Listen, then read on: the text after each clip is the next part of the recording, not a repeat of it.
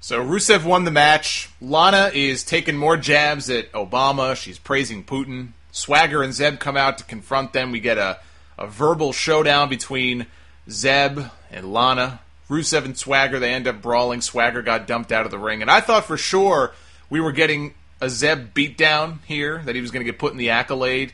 They did tease that he was going to get beat up, but then Rusev and Lana just left. They just walked away. A wasted opportunity to put more heat on this match going into SummerSlam, unless they're saving the beatdown on Zeb maybe for the pay-per-view.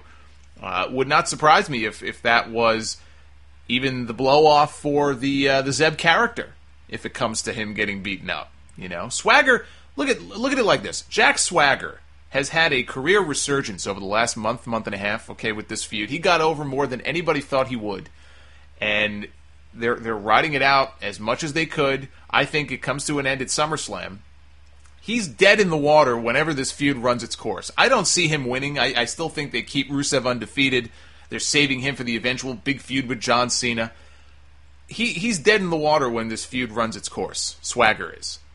And if he stays babyface, it's a death sentence for the Zeb character. When it comes to like babyface managers, it's an absolute death sentence. So it wouldn't shock me at all if they did some sort of beatdown angle or injury angle with old Zeb, and that was it for him in WWE. I hope not. I like Dutch Mantel. I think he's a great talker, and I hope he has a place in the company for many years to come. But none of this at all would shock me. I mean, the only thing that I'm surprised by is they haven't already done an angle where he gets beaten up. And for the people who say, well, how can you do that? He's an old man. He's a grandfather. All of that is true. But I've said it before, he still wrestles from time to time. Some people don't realize that he's an actual wrestler. They don't even know who Dutch Mantel is. Do a Google search, Dirty Dutch Mantel. You would be surprised at the different people he's been involved with. He was very instrumental in the careers of Steve Austin, The Undertaker, Kane. He was a great booker in Puerto Rico. Some of the hottest periods in Puerto Rican wrestling were with him as the head booker.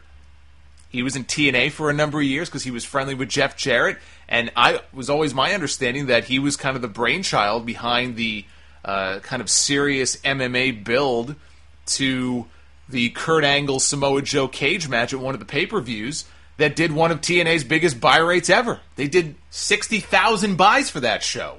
Can you imagine a TNA pay-per-view coming anywhere close to that number here in 2014? And we're going back at this point probably 7 or 8 years. That's how long it's been. So, of course, after that pay-per-view, they were so successful with it that what did TNA do? They just went back to doing things the way they did before. And then when there were some political things going on and Jeff Jarrett fell out of favor, Dutch Mantel got his ass fired from TNA, which was a brilliant move on their part.